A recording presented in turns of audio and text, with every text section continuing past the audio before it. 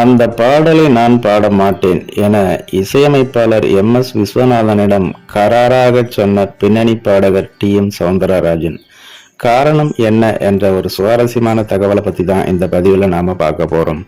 அதை பார்க்கறதுக்கு முன்னாடி hi friends, I'm C Ilango. வணக்கம், welcome back to my channel. நீங்க இன்னும் நம்முடைய சேனலுக்கு சப்ஸ்கிரைப் பண்ணலைன்னா உடனே ஒரு லைக் போட்டு சப்ஸ்கிரைப் பண்ணி சப்போர்ட் பண்ணுங்க. அப்பொழுதுதான் நான் போடுகின்ற ஒவ்வொரு சுவாரஸ்யமான பதிவும் உங்களுக்கு நோட்டிபிகேஷனாக உடனுக்குடன் வந்து சேரும். வாங்க பதிவிற்குள் போகலாம். 1946 வருடம் தமிழ் சினிமாவில் பின்னணி பாடகராக அறிமுகமானவர்தான் TM சௌந்தரராஜன். இவர் பிறந்து வளர்ந்தது எல்லாமே மதுரையில்தான். துவக்கத்தில் சில படங்களில் நடித்தும் இருக்கிறார். இவர் ஒரு சிறந்த பக்திமான், கடவுள் மீது அதிக நம்பிக்கை கொண்டவர். அதனால்தான் எப்போதும் இவரின் நெற்றியில் விபூதி பூசப்பட்டு இருக்கும். சினிமாவில் தான் ஒரு பெரிய நடிகராக வேண்டும் என்ற ஆசையில்தான் சினிமாவில் நுழைந்தார். சில பக்தி படங்களிலும் நடித்தார்.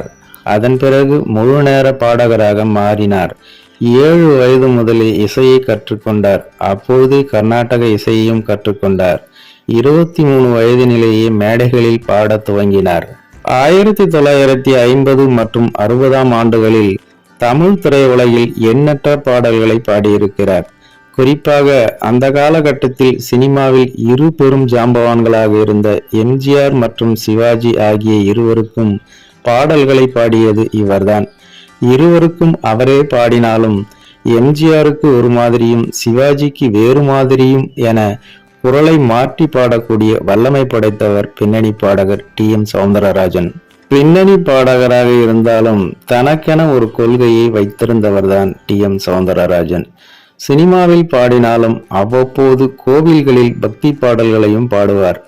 அப்படி பாடும்போது சினிமா பாடலை கோவில் மேடைகளில் பாடவே மாட்டார். இதை ஒரு கொள்கையாகவே அவர் கடைபிடித்து வந்தார். இந்த நிலையில் ஒருமுறை இசையமைப்பாளர் MS விஸ்வநாதன் நடத்திய கச்சேரி ஒன்று கோவிலில் நடந்தது. இதில் பின்னணி பாடகர் TM சௌந்தரராஜன் சில பக்தி பாடல்களை பாடினார். அப்போது என்னடி ராக்கம்மா பல்லாக்கு நடிப்பு என் நெஞ்சம் குலுங்குதடி என்ற பாடலை பாடும்படி TM சௌந்தரராஜனிடம் MS விஸ்வநாதன் சொல்ல, மன்னிச்சிடுங்க, கோவில் கச்சேரியில் நான் சினிமா பாடலை பாட மாட்டேன் என சொல்லி மறுத்து விட்டாராம் TM சௌந்தரராஜன்.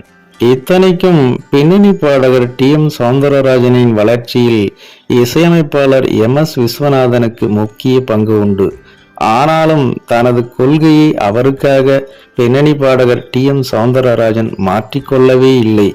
இது பற்றி ஒரு பேட்டியில் சொல்லியிருந்த பின்னணி பாடகர் TM சௌந்தரராஜன், MS விஸ்வநாதன் மீது எனக்கு மிகப்பெரிய மரியாதை உண்டு, ஆனால் அவருக்காக என் கொள்கையை மாற்றிக்கொள்ள முடியாது என கூறியிருக்கிறார் என்பது குறிப்பிடத்தக்கது.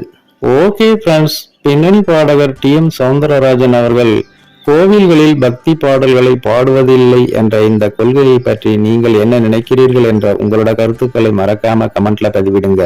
மேலும் இது போன்ற வேறொரு பிரபலத்தின் சுவாரஸ்யமான தகவலுடன் சந்திக்கலாம். அதுவரை உங்களிடமிருந்து விடைபெறுவது ஐம் சி இளங்கோ. நன்றி, வணக்கம், வாழ்க தமிழ்.